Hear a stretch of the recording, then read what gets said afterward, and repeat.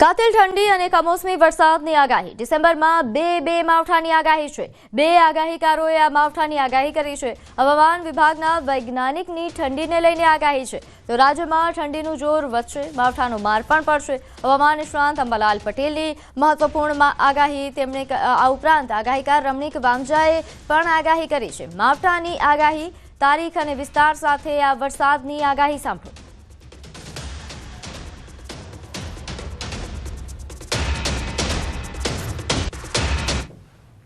જે વેસ્ટર્ન ડિસ્ટર્બન્સને કારણે હિમાલય ચાદર ઉડાડેલી છે અને સ્નોફોલ થઈ રહ્યો છે, એની અસરોના કારણે ઠંડા પવનો ઓલરેડી ચાલુ થઈ જ ચૂક્યા છે।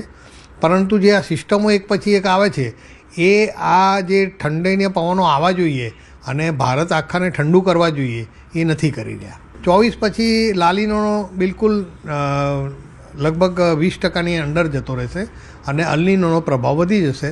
એના કારણે જે આ બધી સિસ્ટમો બને છે એ પેસિફિક વેસ્ટ બાજુ નહીં બનતા પેસિફિક ઈસ્ટ એટલે કે અમેરિકન સાઈડ બનશે અને એના કારણે આપણા જે એશિયન કન્ટ્રી અથવા ભારત અને ગુજરાત પર્ટિક્યુલર પર જે આપણને જે અસરો થવી જોઈએ તાપમાનમાં એ નહીં થાય અને અત્યારે જે ઠંડી નથી પડતી એના બદલે ઠંડીનો શરૂઆત થશે અને 15થી જે 25ની રેન્જ આપણી નોર્મલ શિયાળાની નોંધાયેલી છે એ મેન્ટેન થશે। તારીખ 5મી ડિસેમ્બરથી 10મી ડિસેમ્બર વચ્ચે હવામાનમાં પલટો આવે અને આ પલટાની અસરના કારણે ક્યાંક સાંટા કે વાદળવાળું થઈ શકવાની શક્યતા રહેશે।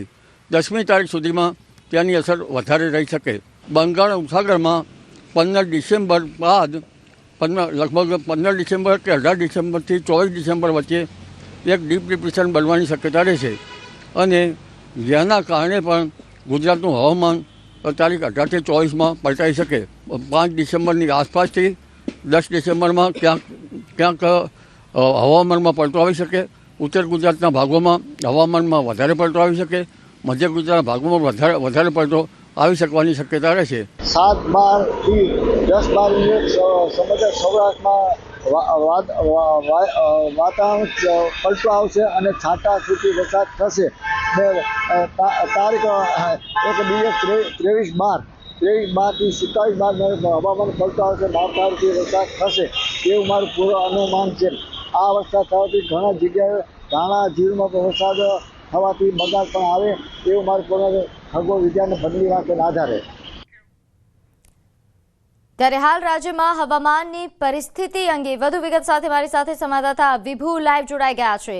વિભુ, હાલ રાજ્યમાં જે હવામાનની પરિસ્થિતિ છે, ઠંડીનું જોર વધી રહ્યું છે, બીજી તરફ બે માવઠાની આગાહી।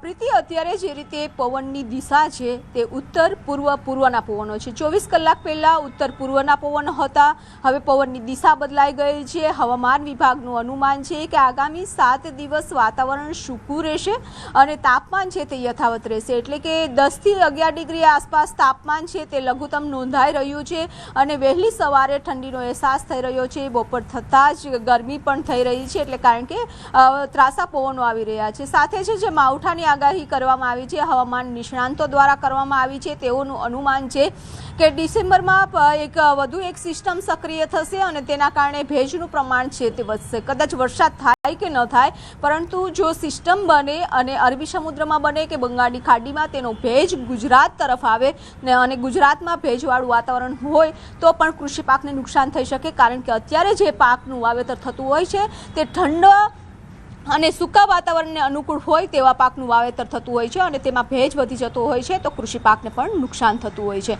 ખાસ કરીને હવામાન નિષ્ણાંતોનું એ પણ માનવું છે કે અત્યારે જે ઠંડી પડી રહી છે એ ઉત્તર તરફના પવનો છે અને ખાસ કરીને તાપમાન છે જેટલું નીચું આવવું જોઈએ તેટલું નીચું નોંધાઈ નથી રહ્યું। ખાસ કરી આ અલ્નીનો અને લાનીનોની જે ઇફેક્ટ છે તે પણ ઋતુઓ ઉપર જોવા મળી રહી છે અને બીજી વાત એ છે કે 24 ડિસેમ્બર બાદ કડકડતી ઠંડીનો અહેસાસ થશે તેવું હવામાન નિષ્ણાંતોનું અનુમાન છે।